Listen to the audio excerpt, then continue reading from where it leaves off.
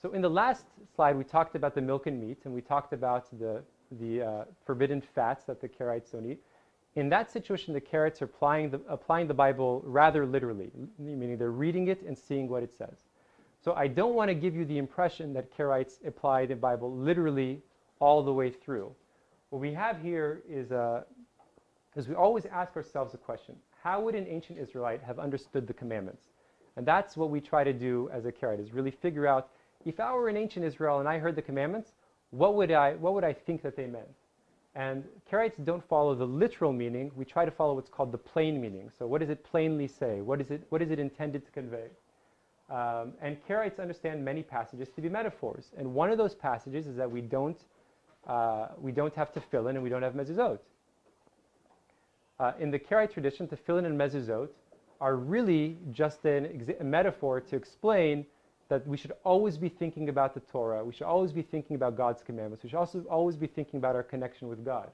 And here I'm poking fun at the fact that Karaites think, that people think Karaites take things literally. But in this situation, it's the Rabbinites who took the commandment to tie something to your hands and press them up, put them on your doorposts.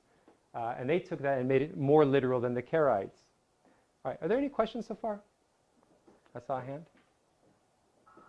No? Okay, great.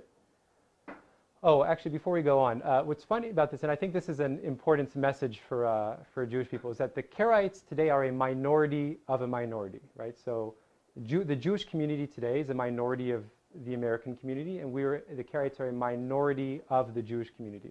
And when I was young, I wasn't necessarily comfortable being a minority of a minority. And I actually received my education at a conservative synagogue in Foster City. And the rabbi asked me a question. He said, "Shawn, do Karaites wear tefillin?" And I knew that I had never seen tefillin anywhere in the Karaite synagogues or anywhere around Karaites.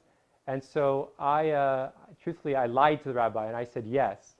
And the reason I lied is because I was uncomfortable being in a minority.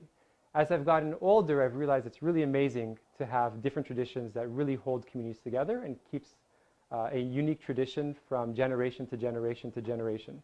Is there a question? Yes? Do you have like a traditional bar and bat mitzvah? Okay, so bar and bat mitzvah is not a historic Karaite practice. It's a practice that the Karaites have adopted in many Karaite communities. And when it comes to adopting customs, the general Karaite attitude has been, if the custom is not against the Torah, right? There's nothing against the Torah to have a celebratory event commemorating a coming of age. If it's not against the Torah and it has a good productive purpose, the general attitude of the Karaite community has been to adopt those customs.